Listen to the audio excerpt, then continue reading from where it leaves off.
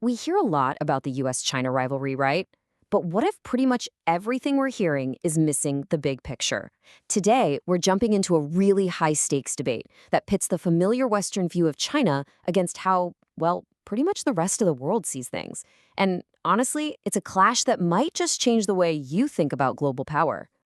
And this quote right here is the absolute heart of everything we're talking about today.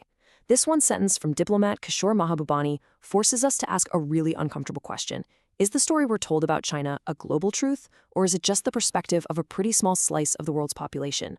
So to really dig into this, we're going to look at a debate between two intellectual heavyweights. You've got Orville Schell, representing that established Western viewpoint, and on the other side, Kishore Mahbubani, who's offering a completely different take from what's often called the global South. So this isn't just two experts arguing. It's like a window into two totally different worlds.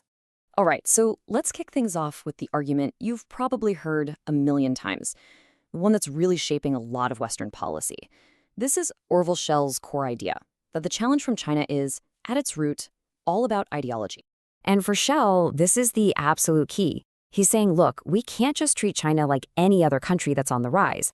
He argues that its political DNA, as he calls it, a Marxist-Leninist regime, makes it unique and, frankly, a much deeper challenge, especially under its current leader. It's not just a rival, it's a completely different ideological model to the democratic West.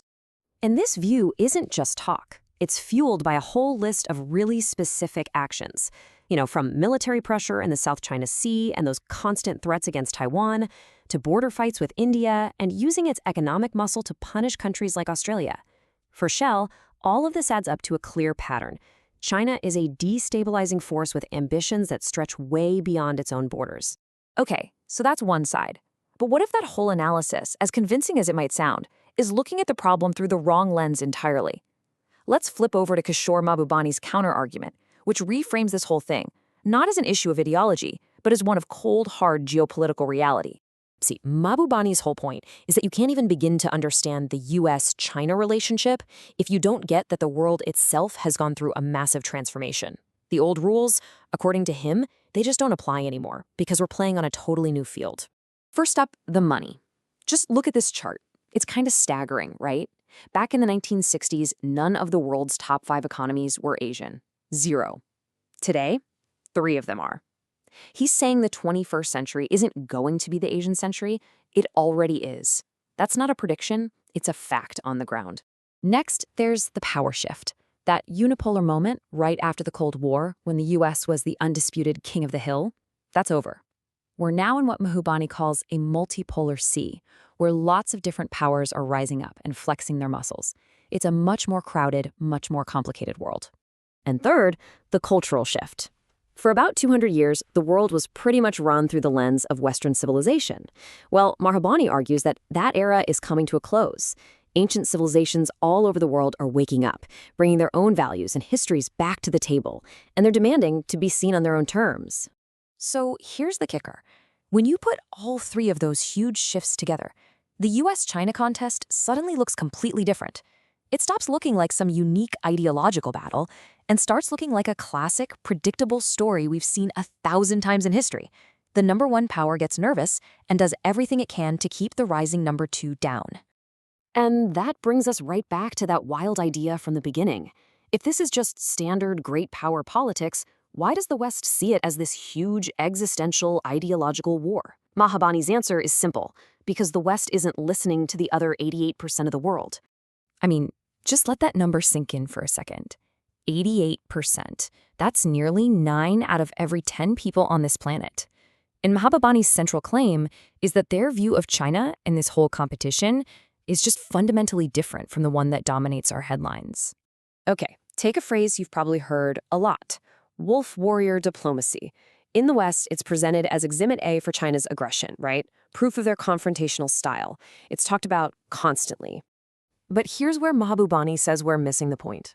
He argues that for that huge 88%, this whole wolf warrior thing is seen as a Western media obsession. They pretty much just tune it out and instead focus on what China actually does, not what Western newspapers say about it. And what does China do? Well, for most of the world, the answer is simple: business. They see a partner they can trade with and build stuff with. I mean, get this. Brazil, 20 years ago, it took them a whole year to export $1 billion worth of goods to China. Today, they do that in 60 hours. For countries trying to grow, that kind of reality just matters more than diplomatic name-calling. All right, so let's really put that ideology argument under the microscope. Mahabubani uses some pretty sharp historical examples to ask whether ideology was ever really the main driver of U.S. policy toward China in the first place. He throws out this question, and it's a good one.